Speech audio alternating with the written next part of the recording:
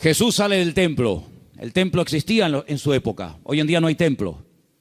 Hace 2000 años que se fue destruido el templo por las legiones del Imperio Romano. El sueño dorado de los judíos o de muchos de ellos es la restauración del templo. Pero en los tiempos de Jesús ese templo existía. Era el centro religioso de la época. Era donde estaba la presencia del Señor, donde la gente iba a adorar, donde la gente iba a cantar al Señor, a llevar sus diezmos, sus ofrendas, a alabar al Señor. Y cuando salían del templo, hemos leído esta tarde que los discípulos, como buenos judíos, se sentían muy orgullosos de ese templo que Herodes lo había ampliado. Saben que era el segundo templo que se construyó en la época del retorno de Babilonia, cuando volvieron de Babilonia con Esdras, Nehemías, con Zorobabel. Pero Herodes lo amplió y lo llenó de oro por todas partes. Un templo increíble, un templo tremendo. Los romanos se quedaron sorprendidos cuando lo vieron. Dijeron, los judíos son un poco tontos. Construyen un templo tan grande y está vacío. No tiene ningún ídolo dentro. Es que Dios no es un muñeco que se pueda hacer de oro, de plata o de piedra, ¿verdad? Y cuando salían del templo, los discípulos le muestran al Señor las maravillas de ese templo, lo grande que era, lo enorme que era, lo hermoso que era.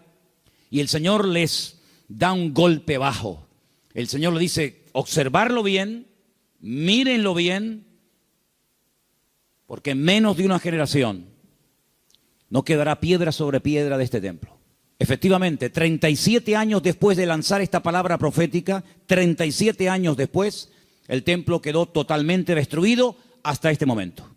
Desde el año 70 después de Cristo hasta este momento, no hay templo en Jerusalén. Se cumplió literalmente la palabra. Pero la palabra golpeó tanto el corazón de estos discípulos que ellos salieron del templo, bajaron todo el torrente de Cedrón, lo subieron, se van al Monte de los Olivos y allí dice uno de los evangelios que solamente 4 de los 12 se acercan al Señor y le preguntan aparte, ¿cuándo? ¿Cómo? ¿Cómo va a ocurrir todo esto? ¿Cómo que nuestro templo va a ser destruido? ¿Qué señal habrá? ¿A qué tenemos que observar? ¿Qué tenemos que fijarnos para saber que el tiempo se acerca? Entonces el Señor les da una enseñanza tremenda. Qué importante es preguntar, hermano, de verdad, ¿eh? Si no hubieran preguntado los discípulos al Señor, ¿qué señal habrá de tu venida y del fin del siglo? Nos hubiéramos perdido toda la enseñanza de Mateo 24. Por eso repito, qué importante es preguntar. Pero cuidado, no preguntar a cualquiera. No preguntar a cualquier parte, sino preguntar a la persona que te puede dar la respuesta correcta. Porque una de las señales que el Señor dice en este capítulo, y es algo que yo quiero en esta tarde hablar, es que tenemos que estar preparados porque una de las muchas señales de los últimos tiempos va a ser la proliferación de falsas doctrinas. Dice la Biblia, lo leíamos el jueves, que algunos llegarán hasta escuchar. Dice el Espíritu claramente que en los postreros días algunos apostatarán de la fe y escucharán a espíritus engañadores y ahí da una enseñanza tremenda. Entonces una de las señales de los últimos tiempos es que se enseñarán cosas extrañas. Por eso yo vengo ya semanas hablando y quiero volver otra vez a repetir, no porque no tenga otras cosas que decir, sino porque considero que hay que repetir las cosas que se enseñan y más cuando son de vital importancia. Y es que tenemos que orar y tenemos que estudiar la palabra para que tengamos una fe sana. Una fe sana, término que por cierto aparece en Tito capítulo 2, donde el apóstol Pablo dice, oye, tenemos que tener una sana doctrina, pero también tenemos que tener una fe sana. Cuidado, que hay gente que tiene una fe muy rara, ¿eh? Hay cristianos que cuando los oyes hablar, dice, sí, tiene fe, pero es una fe un tanto rara, un tanto extraña, una fe mística. Yo puse unos ejemplos unas semanas atrás, no sé cuántos de ustedes lo recordarán, cuando algunos discípulos dijeron al Señor, Señor, no nos quisieron recibir, no nos han dado la bienvenida. ¿Tú quieres que oremos para que caiga fuego del cielo y lo destruya? Si Dios dice, alto, ¿qué estáis diciendo? ¿Estáis locos? Tenían fe, pero cuidado, la fe no es para destruir, la fe no es para hacer daño, la fe no es para orar para que caiga fuego del cielo. Dice, ustedes no saben bajo qué espíritu, bajo qué influencia espiritual están ustedes hablando. Que no. El apóstol Pablo, ¿os acordáis? Le decía a Timoteo, la fe que ahora tienes es una fe no fingida, es una fe sincera. Explicaba este término en Italia, sincera, ¿no? O sea que cuando traían los bloques de mármol, los mármol de Carrara, y comenzaban a construir los templos, las catedrales y los edificios, algunos de esos bloques de mármol venían con imperfecciones, venían con agujeritos. Y claro, se veía feo. Cuando es un bloque no, pero cuando son tantos, entonces los rellenaban con cera. Y parecía como que no había ningún defecto. Pero cuando daba el sol con fuerza contra aquellos bloques, se derretía la cera y se veía horrible, horrible. Decían, manden bloques sin cera, manden bloques sin cera, para que después cuando salga el sol no se quede esto de una forma tan fea y de tan mal aspecto, ¿no? Entonces el apóstol Pablo decía a Timoteo, la fe que tienes no es una fe fingida, no es una fe de máscara, como dice otras versiones, es una fe que primeramente habitó en tu abuela Loida. Y después la tuvo tu madre, Eunice, y ahora la tienes tú. Entonces tenemos que preguntarnos de vez en cuando en qué estamos basando nuestra fe. ¿En emociones? ¿En sentimientos? ¿En sueños? ¿En experiencias? ¿O en la palabra de Dios? Yo me quedo sorprendido, muy sorprendido, porque de toda la vida hemos sido conocidos como el pueblo del libro. El pueblo del libro. Yo me acuerdo que un sacerdote en el huerto de Getsemaní, que es un sacerdote sevillano, cuando me vio con la Biblia bajo el brazo me dice, tú eres de los evangélicos, ¿no? Porque ustedes siempre están con la Biblia en la mano. A mí me echó un piropo tremendo. Si pensaba que me iba a ofender, es todo lo contrario. Efectivamente, hemos sido conocidos y hay de nosotros que nos dejen de conocer por dejar de utilizar el libro, las Sagradas Escrituras, ¿verdad? Pero hay un desapego últimamente tremendo. Claro, se ha metido la gente en el mundo del internet y se ha metido en los cultos a distancia y se ha metido por aquí y por allá, que han entrado en las iglesias cosas pero muy, muy raras, muy extrañas. El jueves les conté algunas cosas que he visto ahora. He visto allí en Milán, donde he estado ahora mismo. Creyentes que están asustados, creyentes que si la maldición, que si... Pero vamos a ver, hermanos, pero dice la Biblia que somos más que vencedores, que mayor es el que está en nosotros que el que viene contra nosotros. Creyentes que solamente desde que yo conocí ahora un matrimonio de hermanos de Ecuador que llevaban más de 10 años en esa congregación y dice, hermano, nos ha impactado mucho cómo usted la palabra. Y le digo, bueno, es que yo predico de la palabra. Y dice, es que yo hace años que no escucho un mensaje de la palabra. Digo, bueno, ¿y usted qué escucha entonces? Pues dinero, pide, y dame. Digo, pero eso no es evangelio. Eso no es el evangelio. Yo no sé de dónde se han sacado esas enseñanzas. Hay predicadores que solamente tienen un tema monográfico, solamente saben pedir y no hablan de Cristo, no hablan del amor, no hablan del infierno, no hablan de la ira de Dios, no hablan del cielo, no hablan de la salvación. No, solamente tienen una obsesión y claro, prosperan, pero ellos, los demás no, solamente prosperan ellos. Y se autofinancian con su don y se pegan la gran vida asustando y manipulando y tergiversando la escritura. Y esto hay que denunciarlo, ya está bien de hacer el tonto, ya está bien de decir, bueno, es que son siervos de Dios. No son siervos de Dios, ellos se llaman siervos de Dios, pero la mayoría de ellos utilizan el púlpito para pegarse la gran vida y lo último que hacen es predicar la palabra, cosa que deberían de haber hecho siempre toda su vida. Y una de las cosas que tenemos que tener bien claro en los últimos tiempos es que van a proliferar falsas enseñanzas y falsas doctrinas. Y los sobreénfasis, qué peligrosos son los sobreénfasis, hermano. Déjeme que me explique. Tenemos que predicar todo el consejo de Dios. ¿Cuántos dicen amén? Toda la palabra de Dios. No podemos estar todos los días comiendo espagueti por la mañana, espagueti por la noche, Pero hermano, está bien, a mí me gusta la pasta, pero de 365 días comiendo lo mismo, pues cuánta gente, hermanos, solamente saben un tema y lo sacan de ese tema y no saben nada. Que si el dinero, que si las profecías. ¿Sabe cuánta gente, hermano, van a las congregaciones para que alguien ore por usted y le den una palabra y le den una profecía? Mire, me leí hace unos días la biografía de la señora White.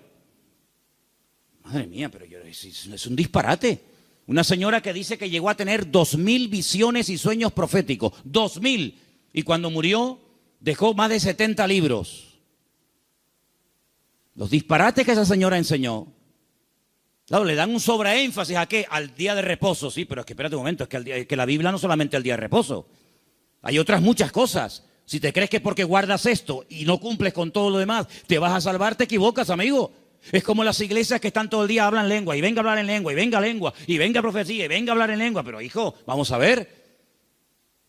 El apóstol Pablo decía, y si alguien entra en una iglesia y ve a todo el mundo hablando en lengua, ¿qué van a decir? A ver, dígalo usted. ¿Usted qué diría? ¿Que están locos? Pero ¿cuántas iglesias son así? ¿Cuántas iglesias son así que parecen locos?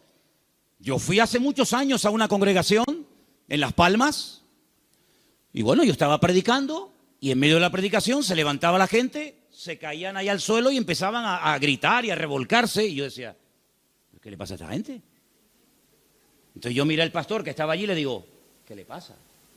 Dice, no, es el poder de Dios. Digo, ¿cómo es el poder de Dios? Pues si está haciendo el perro. Estaba haciendo el perro. Y el otro en la esquina poniendo un huevo. Digo, ¿pero qué poder de Dios? La Biblia dice en Romanos 12 que el Señor es nuestro culto racional. Por favor, que parece, damos una imagen, nosotros no, gracias a Dios, pero ¿cuántas iglesias dan una imagen al mundo de que son locos? Y ya está bien, hermano, de callarnos, y ya está bien de decir, bueno, son así. No, son barbaridades que avergüenzan al evangelio. Y tenemos que denunciarlo, porque el que sabe hacer lo bueno y no lo hace, es copartícipe con eso. No les contaba el jueves que acabo de conocer ahora a un pastor en Milán que se tira en la plataforma cuando llega el momento de la ofrenda y le dice a la gente que lo tienen que tapar con dinero. ¿Pero cómo? Sí. Él dice, no, mira, aquí todavía se me ve algo de tela, tienen que tapármelo. Increíble. Un pastor que la congregación un día le regaló un coche, cogieron una ofrenda en la congregación, le regalan un coche al pastor y a los 2 días se sube al púlpito y dice, hermano, Dios me ha dicho, mentira, Dios no dijo nada, eso es falso, pero él dice, Dios me ha dicho que este no era el coche que ustedes tenían que regalarme, era uno más grande y superior. Y la gente tan tonta va, lo cambian y le compra uno más grande. Y yo le decía, pero ¿ustedes qué hacen allá adentro? ¿Por qué no se van, salen corriendo? Eso no es iglesia, eso no es nada, eso es un circo. Eso es una vergüenza para el evangelio. Es que tenemos miedo, porque nos ha dicho que si nos vamos se nos va el espíritu y se nos va la bendición. Digo, hágame el favor. Oye, que a mí nunca me ha tocado la breva de caer en una iglesia de estas, ¿eh? A mí nunca me ha tocado una breva de estas. Siempre, de verdad, a mí me toca una iglesia de estas y es que me voy al Antiguo Testamento con la espada y el arco. Increíble, hermanos. Entonces tenemos que retornar a la palabra de Dios es nuestra base. No podemos entrar en locuras y en disparate. Todo lo que usted pueda pensar, soñar, sentir o lo que sea, si no va de acuerdo 100% con la palabra, no es de Dios. La palabra de Dios es la base, es el fundamento de nuestra fe. Y no necesitamos nada más que la palabra y nuestra experiencia, nuestra relación con el Señor. Yo creo que algunas personas no han terminado de descubrir lo que significa enamorarse del Señor y enamorarse de la palabra. Por eso buscan fuera, porque cuando un hombre está enamorado de su mujer no tiene que buscar otra. Y cuando una mujer está enamorada de su marido no se le van los ojos detrás de otro. Cuando usted está enamorado de Cristo no le tienta nada ni nadie, porque usted sabe en quién ha creído. Y a mí me da la impresión de que hay mucha gente hoy en día en las iglesias que son religiosos, pero no han nacido de nuevo, porque la persona que nace de nuevo no hace estas barbaridades, porque ofende al Señor. O no conocemos la historia de este joven llamado José, un hombre que nunca fue a un culto. José nunca fue a ningún culto. José nunca leyó la Biblia. Pero José un día tuvo un momento en el que fue tentado y él dijo, yo no puedo hacer esto porque pecaré contra mi Dios. Y uno dice, pero ¿cómo sabía este hombre que eso era pecado? Porque él tenía comunión con el Señor. Y cuando una persona tiene comunión con el Señor y conoce al Señor, sabe lo que le agrada y lo que no le agrada al Señor, aunque no lo hayas leído. Porque el Espíritu Santo que mora en ti te da testimonio de que eso es o no es la voluntad del Señor. ¿Cuántos dicen amén? Entonces hay que retornar a la Biblia, hermanos. Claro, hay gente que se atiborra de libros y venga libros. Hermano, este es el libro que Dios nos ha dado. Escudriñar las Escrituras, dice la Biblia, porque ellas son las que dan testimonio de mí. Y mire, hermano, yo antes de irme para Italia les comentaba de aquellos 10 leprosos, ¿acordáis? Aquellos 10 hombres que bajaron de las montañas porque tenían fe, pero momento. Yo les dije a ustedes y espero que no hayan olvidado esa enseñanza, porque para mí es de vital importancia. Ellos tenían fe, por eso bajaron de la montaña. Ellos tenían fe, por eso clamaron al Señor.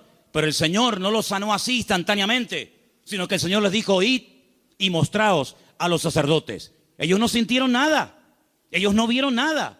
Ellos seguían estando leprosos, pero ellos en obediencia se ponen a caminar y mientras caminan, automáticamente se produjo el milagro. Por eso, ¿se acuerdan cuando yo les dije que fe más obediencia es igual a la bendición de Dios? Por eso hay gente que tiene fe, pero no crecen, no maduran, porque es una fe a veces extraña, envenenada, contaminada, porque han estado en tantos sitios que, permítame la expresión, tienen un potaje en la cabeza. Pero cuando usted conoce al Señor y a su palabra y usted tiene una fe sana, bien encaminada en las cosas del Señor, usted sabe que la fe, si no tiene obras, y la fe, si no obedece al Señor, no sirve de nada. ¿Cómo usted va a pretender con la fe que tiene viviendo en desorden, sin poner en práctica los mandamientos del Señor? Que Dios le bendiga. Primeramente tendrá que ponerse en orden para que el Señor pueda hacer maravillas en su vida. ¿Y cuántos creyentes en las iglesias son una cosa aquí y fuera son otra? Sí, tienen fe, pero el testimonio que dan es pésimo. Bendito sea la palabra cuando el Señor dice a través de la boca de Pablo: no me avergüenzo del evangelio, porque es poder de Dios. Espero que el evangelio no tenga que arrepentirse y no tenga que avergonzarse de la conducta que está llevando fuera. Porque aquí todos somos muy buenos. Aquí todos levantamos las manos, o el que quiera. Y aquí todos somos muy santos. Pero, ¿y por fuera? Porque a mí de qué me sirve que vengas aquí, gloria a Dios y aleluya, si luego en la calle eres un desorden y vives en pecado, estás viviendo en adulterio, estás viviendo en fornicación, tienes un mal testimonio en la familia. No, tienes que plantearte tu relación con Dios. ¿A qué vienes aquí? ¿A cambiar o a qué? A fichar como en un trabajo. No, fui al culto. Sí, fui al culto porque te entró por aquí y te salió por ahí, porque no ha habido cambios en tu vida. Esta es una iglesia donde queremos que la gente venga, gloria a Dios, sí, pero que vengan a cambiar. Y que sepan que aquí no vamos a estar con tontería ni con experiencias extrasensoriales, sino que aquí te vamos a llevar a la palabra. Y la palabra te va a hablar y el Espíritu va a hablar a tu corazón. Y en cuanto veamos cosas extrañas que no son de Dios, pues te las tendremos que decir. Y claro, algunos esta cosa no lo entienden y dicen: no, es que aquí no hay amor. Bueno, si usted entiende el amor, que le vamos a decir lo que usted quiere oír, evidentemente aquí no lo va a encontrar. Aquí le vamos a decir lo que dice la palabra. Y los que estamos, los que vienen, se adaptan a lo que hay. Y si no, pues que el Señor le bendiga y que le lleve a otra iglesia. Pero aquí no vamos a ceder ni un milímetro por agradar los oídos, por tener mucha gente. Porque si tener mucha gente significa bajar el listón de la santidad de Dios, amigo, hasta ahí hemos llegado. La palabra dice que sin santidad nadie verá al Señor. Me da igual si es fulanito de tal, don fulano de tal. Sin santidad nadie verá al Señor. Es que yo canto, que me da igual. El diablo canta mejor que nosotros. Sin santidad nadie verá al Señor. ¿Qué es santidad? Vivir como Dios manda. Es que yo no quiero vivir como Dios manda. Pues a ver lo que haces. A ver lo que haces. Porque tarde o temprano te vas a sentir confrontado con la palabra. Claro, la carne siempre te va a decir que no pasa nada. ¿No se lo dijo Satanás a Eva? ¿Qué le dijo Satanás a Eva? ¿Por qué no comes? Y dice: porque Dios me ha dicho que si como muero. ¿Y qué le dijo Satanás? No, que eso no es así. Tú no vas a morir. Come para que veas. Y le creyó al diablo. ¿Y cuántas veces creemos que Dios está equivocado, que es injusto con nosotros, cuando la palabra del Señor nos dice que en los últimos tiempos el enemigo va a ser tan sutil que muchas veces le va a permitir a la gente tener esa falsa seguridad de creer que estoy en desorden y en pecado, pero Dios me va a bendecir igual? No, mi amigo. Las consecuencias tarde o temprano de una vida en desorden son terribles, porque la paga del pecado ha sido y es y será siempre la muerte. ¿Cuántos dicen amén? Hay tres cosas que tenemos que tener claro a estas alturas. Primero, ¿a qué nos ha llamado el Señor? ¿A qué nos ha llamado el Señor? ¿Tú sabes la tranquilidad que tú tienes en tu corazón cuando tú sabes a lo que te ha llamado y a lo que no te ha llamado el Señor?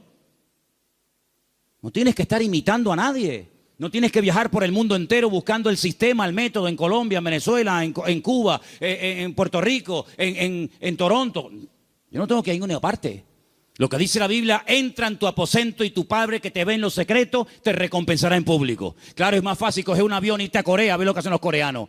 Es mucho más fácil coger un avión y pagarte el pasaje como Jonás, que prefería pagar el pasaje, ¿verdad? Y mantener la rebeldía que dar marcha atrás. Es mucho más fácil coger un avión y decir: a ver, una iglesia que esté creciendo mucho, a Nigeria, ahí nos vamos todos.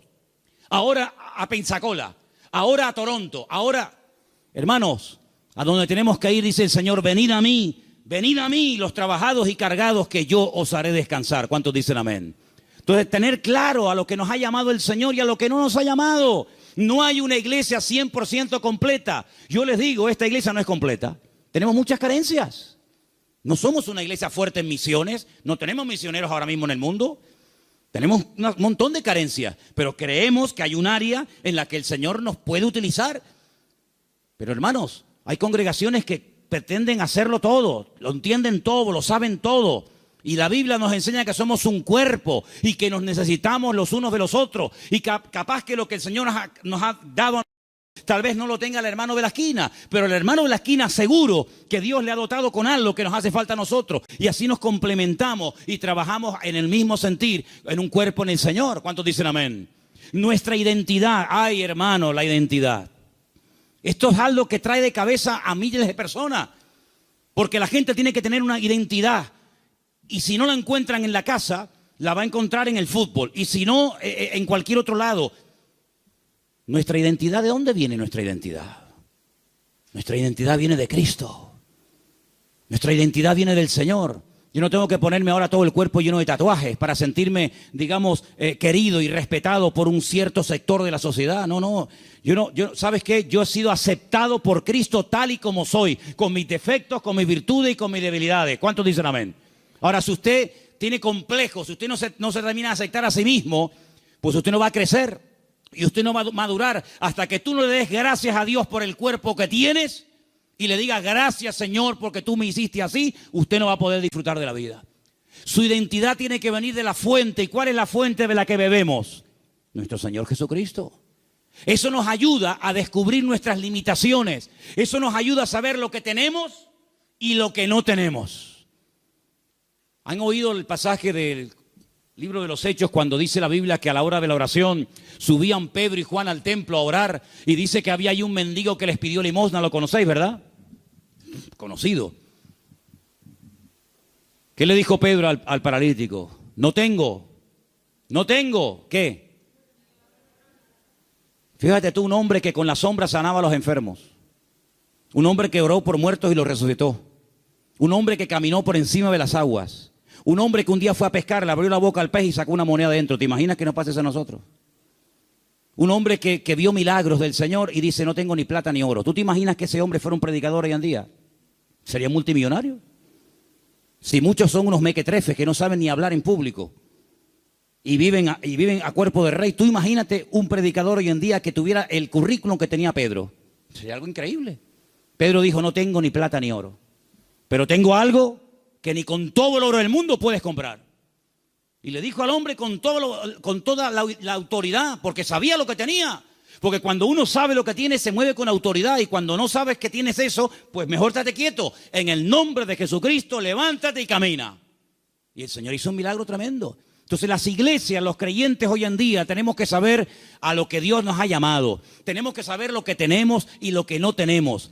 Y darle gracias al Señor, porque Dios con nosotros ha sido tremendamente fiel. Y a unos le da 30, a otros le da 60, a otros le da 100. Y cada uno tiene que saber moverse en el área donde Dios lo ha puesto. ¿Cuántos dicen amén? Pero no escondas, como decía Pierre hace un rato, no escondas el talento bajo tierra. Porque hay gente que a lo mejor tiene un talento, pero no lo usan. Y yo conozco muchos creyentes que no están usando lo que Dios les ha dado. No lo están usando. Están más preocupados en conseguir un buen trabajo que en servir a Dios. Están más preocupados en pagar lo que deben que decir, Señor, yo todavía no sé el don que tengo. Si yo me pusiera a preguntarle a muchos creyentes hoy en día, ¿cuál es el don que Dios le dio a usted? ¿Cuál es el don que Dios le dio a usted? Muchos dirían, no lo sé. Y llevan toda la vida en la iglesia. Entonces, en estos años, ¿qué has hecho? Porque si no sabes a lo que Dios te ha llamado, si no sabes cuál es el don que tienes, la pregunta es, ¿usted qué ha hecho en los 10 años que lleva en el culto? ¿Qué es lo que usted ha hecho? Queridos hermanos, es el tiempo de que le preguntemos honestamente al Señor, y está el año a punto de terminar, Señor, ¿en qué área tú quieres utilizar mi vida? Porque el Señor tiene grandes sorpresas para todos y para cada uno de nosotros. ¿Cuántos dicen amén? Ahora, hermano, escúcheme una cosa. Dios quiere que crezcamos en todas las áreas. Como dije antes, el sobreenfatizar algo, el crecer demasiado en un área, olvidándonos de otras, lo que produce son monstruos. Hay gente que le da un énfasis tremendo a la oración. Y claro, la oración es muy importante, hay que orar, claro que sí. Pero no tienen ni papa, no tienen ni idea de la Biblia. Por otra parte, hay gente que está todo el día con la Biblia, leyendo, memorizando y estudiando, pero nunca oran. Luego, tenemos que crecer con un equilibrio, de tal manera que no seamos como un monstruo que crece mucho en un área, pero nada en otro área. Y tenemos que dedicarle tiempo al Señor a decir, Señor, yo quiero crecer espíritu, alma y cuerpo, como dice la palabra. ¿Cuál fue el último libro que leíste? Sin contar la Biblia. ¿Cuál fue el último libro que leíste? Hay cristianos que no leen nada. Hay cristianos que no leen nunca nada. ¿Cómo van ustedes a contactar y cómo van ustedes a evangelizar y cómo van ustedes a dialogar con personas del mundo que no leen la Biblia, sino que leen y están preocupados con otras cosas? Si tú no estás puesto en lo que el mundo habla y comenta, ¿cómo vamos a alcanzarlos si no saben ni por dónde empieza una conversación, ni por dónde termina? Hay gente que no trabaja, ni estudia, ni hacen nada, y son las víctimas y son las personas más propensas a caer en desánimo, en depresión y en pecado. Una vez leí un refrán, no es bíblico, pero decía algo así como: Satanás busca a una persona desocupada para darle una ocupación. Grandes hombres de Dios a lo largo de la historia no cayeron en el campo de batalla mientras servían al Señor. Grandes personajes de la historia no cayeron cuando estaban activos sirviendo al Señor, sino en tiempos de ociosidad, cuando se aburrían, cuando no tenían otra cosa que hacer, porque para pecar hace falta tener tiempo. Por lo tanto, no desperdicien el tiempo, hermano. Pídanle al Señor: Señor, ayúdame a utilizar el tiempo. Si tienes tiempo libre, ponte a orar, congrégate, busca un libro, un buen libro para estudiar, para servir al Señor, para prepararte, pero no estés todo el santo día sin hacer nada, porque eso tarde o temprano se va a volver en tu contra y te va a crear grandes problemas. Quiero también comentar algo que para mí es de vital importancia. Hay gente que por la timidez, por el temor, por el miedo al qué dirán, no terminan nunca de dar el paso. Y déjame que te diga que hay una mujer en la Biblia que tenía un tesoro increíble, lo quería consagrar, lo quería entregar al Señor, pero no fue de utilidad su tesoro, no fue de bendición lo que ella tenía, hasta que rompió el vaso de alabastro y ungió con ese perfume al Señor, y dice que toda la casa se llenó del olor del perfume. ¿Cuánto tiempo hace que no caes quebrantado en la presencia del Señor? Hay gente que tiene los ojos muy secos, hace tiempo que no lloran, que no se quebrantan en la presencia del Señor. Viven secos como palos, como aquel valle de huesos secos, que dice que eran muchos, pero estaban secos. Estaban secos, no había vida, no había espíritu en ellos. Y le dice el Señor a través del profeta Ezequiel: profetízale a los huesos, háblales a los huesos. Dice que cuando entró el Espíritu de Dios en ellos, se convirtieron en un gran ejército. No seas un hueso seco en un culto, no seas un hueso seco, escucha que te escucha, escucha que te escucha, pero nunca compartes la bendición, nunca abres tu corazón a otras personas que están igual o peor que tú en un momento determinado. Pídele al Señor antes de que finalice el año, que está ya como quien dice a la vuelta de la esquina, poder ganar almas a los pies de Cristo. ¿Cuál fue la última persona que ganaste para Cristo? Yo estoy seguro, no lo voy a preguntar, porque no quiero que te sientas mal. Bueno, sí quiero que te sientas mal. Sí. No, que si no sería falso. Sí quiero que te sientas mal. ¿Cuántas almas has ganado para el Señor en este año? ¿10? ¿5? ¿1? No has ganado a nadie este año. Si yo no gano ni un alma para Cristo en un año, yo me muero. Le diría al Señor: Señor, llévame contigo. Ya mi ministerio se secó, ya se secó. ¿Sabes lo que pasar 365 días, viajar, comprar, ir de vacaciones, disfrutar de la vida, de lo que tienes, trabajar, estudiar y no ganar ni un alma para Cristo? Eso se llama esterilidad, amigo. ¿Y cuántos creyentes son estériles? ¿Cuántos creyentes son estériles? No han tenido el privilegio de llevar ni a uno en 365 días a los pies de Cristo. ¿Cuántas Biblias has repartido este año? ¿50? ¿25? ¿10? ¿Ninguna? ¿Cuántos folletos has repartido este año para invitar a alguien a un culto? Hablarle del Señor. Esa es nuestra realidad. Esa es la realidad del pueblo de Dios. Por eso cuando me dicen: hermano, ¿por qué hoy en día no hay tantos milagros como hace 2000 años? Es que es normal. Porque el nivel de consagración y de compromiso del creyente del siglo XXI no tiene nada que ver con el creyente de los primeros siglos de la era cristiana. Aquella gente vivía para y por Cristo. Estaban obsesionados con el Señor.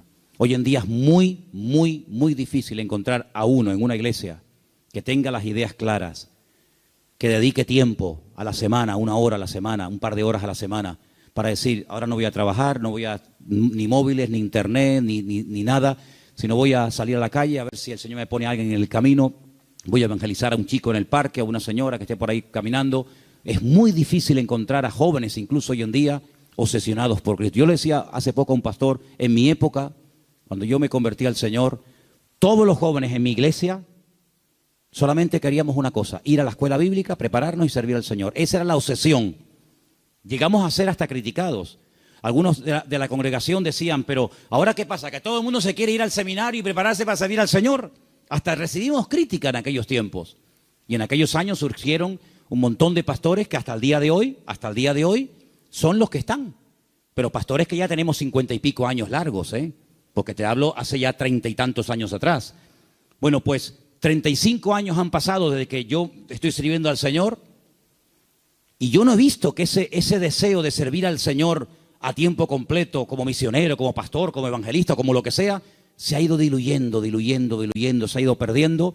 Y tú puedes observar hoy en día en los púlpitos que los pastores pues ya tienen de 50 años para arriba, si no más. Dime qué pastor hay, nómbrame 10 pastores en Tenerife que tengan 21 años como yo fui el primer pastor. Bueno, yo fui pastor con 19, pero dime 5 pastores en Tenerife que tengan 20 años y que sean pastores en este momento con 20 años. Ni uno. En mi época todos teníamos esa edad. Empezamos con 19, 20, 21 años hasta ahora. Tenemos que recuperar tantas y tantas cosas. En mi época no había la mayoría de las cosas que hay hoy en día. En mi época no había WhatsApp, no había internet, no había páginas web. Los cultos eran muy sencillitos, eran muy normales, no había tanta parafernalia de sonido. Parece que hoy en día la puesta en escena tiene que tener esto y aquello, porque parece que si no, el culto como que no fluye. En aquella época una guitarra española, pum, a la calle, encima un banco, orábamos, venía la gente, estaba el Señor, una sencillez tremenda. Eso tenemos que volver a recuperarlo, porque nosotros estamos en este mundo, ¿para qué? ¿Para qué estás tú en este mundo? Y dime, ¿para qué estás? Para llegar a una edad y decir, bueno, yo ya tengo mi casita, mis mueblecitos, mi paguita. Qué vida tan triste, perdóname.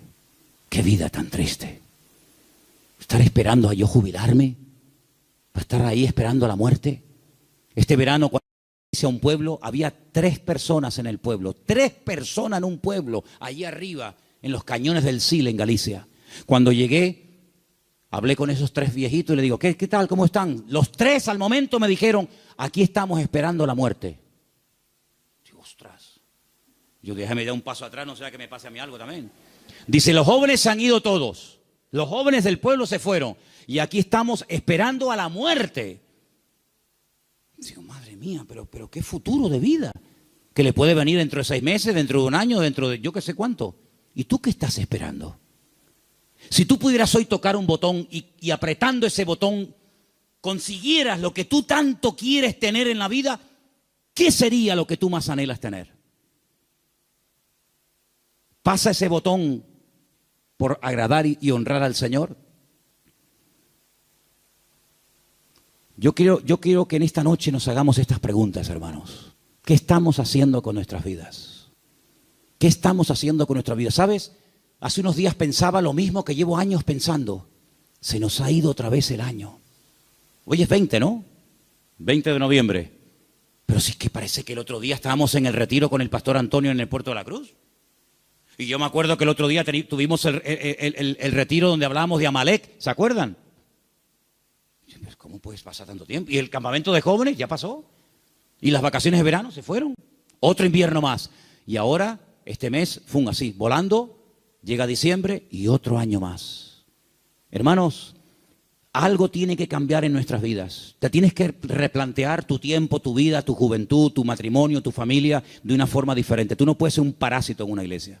Tú no puedes ser una persona ahí sentada 1 año, 2 años, 4 años, 5 años, 10 años, 30 años. Uy, se murió el hermano. Señor, toma, te lo mandamos. Otro para arriba. No, hermano. Sea una oveja productiva. Involúcrese en las cosas del Señor. Tenga ilusión por las cosas del Señor. Y yo creo que si nosotros verdaderamente buscamos al Señor de todo corazón, hay tantas cosas que podemos hacer todavía para el Señor. Yo, hermano, yo tengo más ganas de servir al Señor que nunca. Pero yo no quiero que esta iglesia sea un freno para mi vida. Yo no quiero que esta iglesia se convierta en un tapón para mí, ¿eh? Yo tengo mucho más visión que estar aquí, ¿eh? Y yo estoy plenamente convencido de que el mundo, no Tenerife, el mundo nos está esperando. Y el Señor tiene gente aquí que puede utilizar de una forma tremenda. Pero somos nosotros los que tenemos que decir, Señor, cuenta conmigo. Porque quiero terminar diciendo algo. La noche que el Señor Jesucristo sabía que iba a ser entregado, dijo algo tremendo. Dijo, Padre, pasa de mí esta copa. Mas no se haga mi voluntad, sino la tuya. ¿Y saben cuál era la voluntad del Padre en ese momento? Que lo mataran. Es increíble. El año que viene va a ser un año muy interesante, ¿eh? Créanme, ¿eh? Va a ser un año tan interesante. Porque ya empezaron los dolores de parto, pero los dolores de parto no duran siempre. No, hermana, yo no entiendo mucho de esto, yo nunca he parido, ¿no? Pero más o menos hablo de la teoría. Los dolores de parto están ahí, pero llega un momento que se acabó el dolor, nace el chiquillo y ya está. Bien. Llevamos años con dolores de parto. Europa ya lleva años en dolores de parto. España ni te cuento. España yo creo que le van a tener que hacer una cesárea dentro de poco. Porque no hay forma de que salga el chiquillo, ¿eh? ¿Vale? Estamos con dolores de parto hace mucho tiempo. El año que viene van a salir muchas cosas, van a parir muchas cosas que se han ahí retenido con dolor. Bien. Estoy recibiendo llamadas de Estados Unidos. Muy interesantes, por cierto. Para muchos, sobre todo para gente de Latinoamérica, más que para gente de Europa, Estados Unidos era el sueño dorado. Yo recibo cada día correos de gente que me dice, he mandado solicitud, he pedido visa a Estados Unidos, me la han denegado, entonces estoy tocando la puerta a ver si usted, no sé qué. No te pueden imaginar la cantidad de gente que me escribe cada día de montones de lugares que primero tocan a la puerta del tío Sam. Primero le llaman al tío Sam. Y cuando el tío Sam le dice, por aquí no entra, entonces llaman yo qué sé, a Don Quijote de la Mancha y Sancho Panza, ¿no? Por ejemplo, por un ejemplo. Vean. ¿Cómo van a reaccionar todos aquellos creyentes que se fueron a Estados Unidos creyendo que era el paraíso terrenal? Cuando el señor Trump les diga, usted, y usted, y usted, fuera de aquí. Ay, amigo. A mí se me han abierto muchísimas puertas en Estados Unidos. Me he negado rotundamente a ir. Porque mi confianza y mi refugio no está en América, mi refugio está en Dios. Ahí está mi confianza.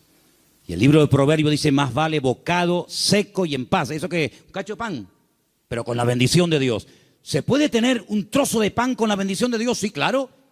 ¿Y se puede tener abundancia sin la bendición de Dios? Tan claro, por supuesto. ¿Qué te crees? ¿Que toda abundancia viene del cielo? Ay, amigo. ¿La bendición que es solamente tener o la bendición pasa por ser? Cuidado con eso. ¿Cómo van a reaccionar tantos y tantos que se fueron a América creyendo que aquello era el paraíso terrenal, que ya por fin el sueño dorado se había cumplido y que ahora le digan, vuélvanse a su tierra? Ay, amigo. Ha llegado el momento, hermanos, si no lo veis, lo vais a terminar viendo y entendiendo. Ha llegado el momento que todos los creyentes del mundo, en el único en el que nos vamos a poder refugiar, como siempre ha tenido que ser así, pero parece que se ha olvidado, es el Señor nuestro Dios. Él es nuestro pronto auxilio en las tribulaciones. Me llaman hermanos de Estados Unidos, ya han empezado las pintadas en iglesias evangélicas de hispanos diciéndole, váyanse a su tierra. No te puedes ni imaginar cuántas. Claro, eso no sale en las televisiones. Incluso persiguiendo ya a algunos judíos. Fíjate tú, el país del mundo donde más judíos hay, más que en Israel, es en Estados Unidos. Y ya muchas sinagogas están vendiendo en Nueva York, en New Jersey, en muchos lugares, porque ya están metiéndose con los mismos judíos. Pero es que todo eso está profetizado, hermanos. Todo eso está escrito. Que cada uno tendrá que volver a su lugar de origen. Y allí el Señor va a entrar en juicio con cada uno de nosotros. Así que el único escondedero, el único refugio va a estar en nuestro Dios. Nuestro refugio es el Señor Dios Todopoderoso. No es un país, no es una nación. Mire, si usted consigue aquí el mejor trabajo del mundo y gana miles de euros, pero usted no tiene la bendición de Dios sobre su vida, lo que usted tiene se va a volver en su contra. Porque he conocido a muchas personas que lo que buscan es una salida económica, un bienestar material, pero usted lo que tiene que buscar es la voluntad de Dios. Porque teniendo la voluntad del Señor, estemos donde estemos, el Señor está a nuestro lado. Ahora, si usted cree que el Dios de Estados Unidos es más grande que el de Garcilaso de la Vega, coja el pasaje y váyase mañana sin falta. Pero el Dios de allá es el Dios de acá y es el Dios en todas partes. Y Él es galardonador de los que le buscan. Nuestra confianza no está en los países, no está en los gobiernos. Nuestra confianza está única y exclusivamente en nuestro Dios, en el Dios que nunca nos ha fallado, el Dios que ha dicho estaré contigo todos los días hasta el fin del mundo, y el Dios que nos va a enseñar a vivir por fe. Nos va a enseñar a vivir por fe. Ya nos está enseñando hace años el Señor, por lo menos a nosotros, a vivir y depender solamente por fe del Señor. Porque yo creo que esa es la vida que el Señor tiene diseñada para todos y para cada uno de nosotros. Ahora, si usted quiere ser un señorito en el reino de Dios, amigo, si tú quieres ser un señorito, y no remangarte nunca las manos y poner tu mano en el arado y servir al Señor, hermanos, las lecciones se aprenden por las buenas o se aprenden por la humillación. Y yo creo que el Señor hace mucho tiempo nos está hablando a todos y a cada uno de nosotros. No se afanen tanto, no se afanen tanto. Inviertan más tiempo en la oración, inviertan más tiempo estudiando la palabra. Hay algunos de ustedes que no tienen tiempo ni para orar. Algunos me han dicho en alguna ocasión, ay, es que yo voy a la cama tan rendido que hago, Señor, bendito sea tu nombre. Amén. No, duermen en paz, la verdad es que duermen en paz, pero hermano querido, busque a Dios, busque a Dios. Hay mucho camino por recorrer, muchas cosas por hacer. Usted no puede dedicar más tiempo a lo material que a lo espiritual. Por favor, estamos invirtiendo el orden.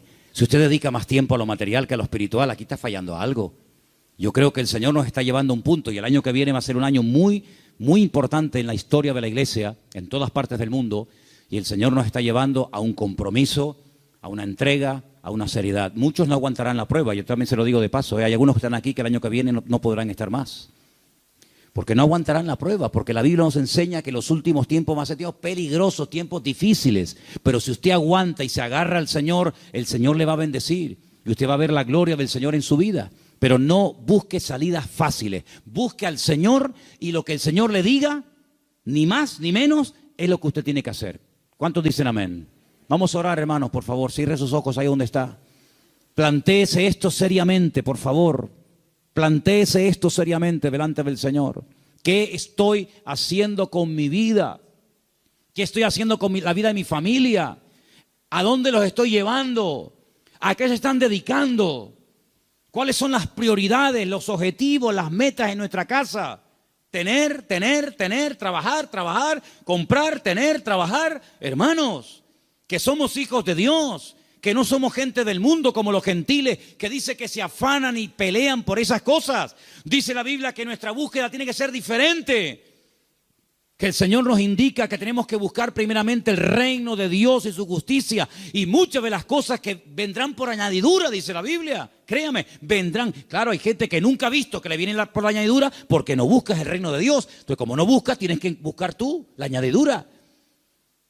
Pero ha llegado el momento en el que el Señor nos está mostrando que tenemos que doblar la guardia, que vienen tiempos difíciles. Hermanos, les digo algo, se lo dije el jueves con todo respeto. Dele gracias a Dios por la enseñanza que usted ha recibido en estos años, porque hay tantas barbaridades, tantas locuras que se están enseñando desde los púlpitos llamadas iglesias evangélicas, que uno se cae de espalda, hermano. Uno siente hasta vergüenza ajena de las falsas doctrinas, de matrimonios destruidos, de pastores que, bueno, hermano, de verdad, mire, esto daría horas. Vamos a pedirle al Señor, Señor, danos ese amor por ti, por tu palabra. Volvamos al libro, volvamos a las Sagradas Escrituras. Señor, en esta noche queremos pedirte que tú nos ayudes a esforzarnos más por tu reino, a no estar tan afanados, tan estresados, tan preocupados por lo material, Señor. Señor, tú nos has enseñado un modelo de vida diferente. Tú nos has enseñado a depender de ti. Tú nos has enseñado, Señor, a creer en tus promesas, en tu bendita palabra.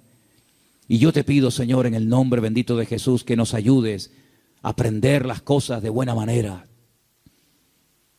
a ser adoradores en espíritu y en verdad, a ser estudiantes serios de tu palabra, Dios mío, que no nos atraigan las cosas de este mundo. Señor, que podamos marcar una diferencia en este mundo enfermo que te ha dado la espalda hace tanto, tanto tiempo, Señor. Levanta jóvenes de esta iglesia con pasión, con fuego, por las almas perdidas, Señor, verdaderamente a familias enteras que decidan servirte, familias enteras, que la prioridad en su vida sea buscarte a ti por encima de todas las demás cosas. Quita de nosotros el afán, Señor, el miedo al